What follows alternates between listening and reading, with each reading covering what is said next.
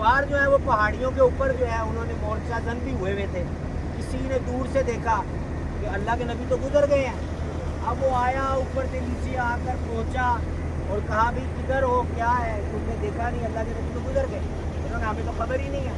तो बाद में इन्होंने फिर जो है वो पीछे चलना शुरू कर दिया। अल्लाह के नबी ने हिकमत कि आपने मदीने वाला रास्ता नहीं लिया, आप इस तरफ आ गए, फिर इधर से मदीने की तरफ गए। अब यहाँ पर आना पत्थर पहाड़, पथरीले पहाड़, यहाँ के रास्ते कटल जख्मी हो गए अल्लाह के नबी के पाँव। जब हज़रत अबू बकर सिद्दीक़ रज़ी अल्लाह ताला ने देखा, आपने जो है वो अल्लाह के नबी को कंधों पर सवार किया, पहाड़ के ऊपर लेकर गए।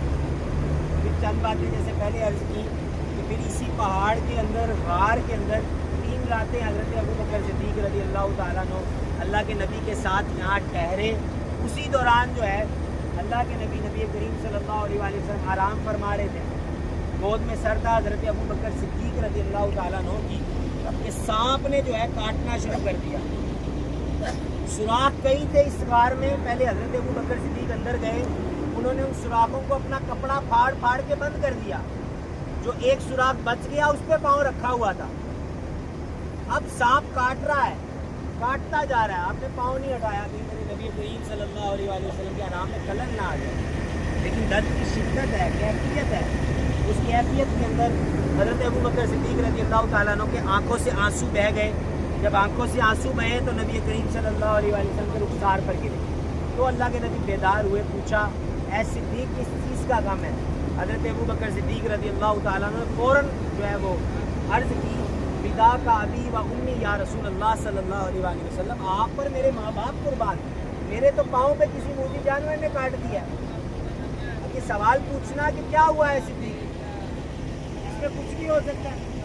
आप जाहिर है मक्का छूटा है, अहलो अयाल छूटे हैं, सारे मामलात अपने छोड़कर मक्का छोड़ के जाया जा रहा है।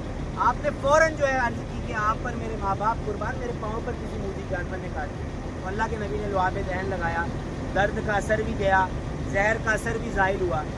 इस तरह यहाँ पर इस गार में 3 रातें ठहरे और 3 रातें ठहरने के बाद यहाँ से मदीने की तरफ सफ़र हुआ ना।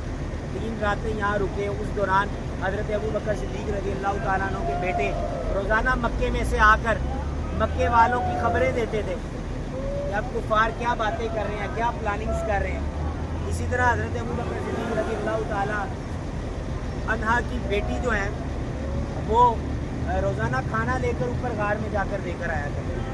क्योंकि बातें सारी जो है ईमान की ताज़ा करती हैं। ये बातें आपने पहले भी सुनी होंगी। यहाँ पर खड़े करके आपको धूप में ये बातें बयान करने का मकसद ये है कि ये बातें यहाँ पर नहीं करनी तो कहाँ पर करनी है। बाइक पे भी मैंने कर दी, अभी जाते में भी मैं करूँगा, लेकिन यहाँ खड़े होकर ये बातें बयान नहीं करनी तो कहाँ पर करनी, यहाँ नहीं सुननी तो कहाँ सुननी। अल्लाह तबारक व तआला हज़रत अबू बकर सिद्दीक़ रज़ी अल्लाह ताला अन्हु के इश्क़ का कोई ज़र्रा हमें भी नसीब फरमाए। अल्लाह करीम उनके ईमान का कोई ज़र्रा हमें नसीब फरमाए। अल्लाह तबारक व तआला हमें भी दीन हक़ के लिए कुर्बानियाँ देने की तौफ़ीक़ अता फरमाए। इस जगह को, इन पहाड़ों को, मक्के की फ़िज़ाओं को जितना भी हो सके ना, आप ईमान का गवाह बनाते रहा करें। सब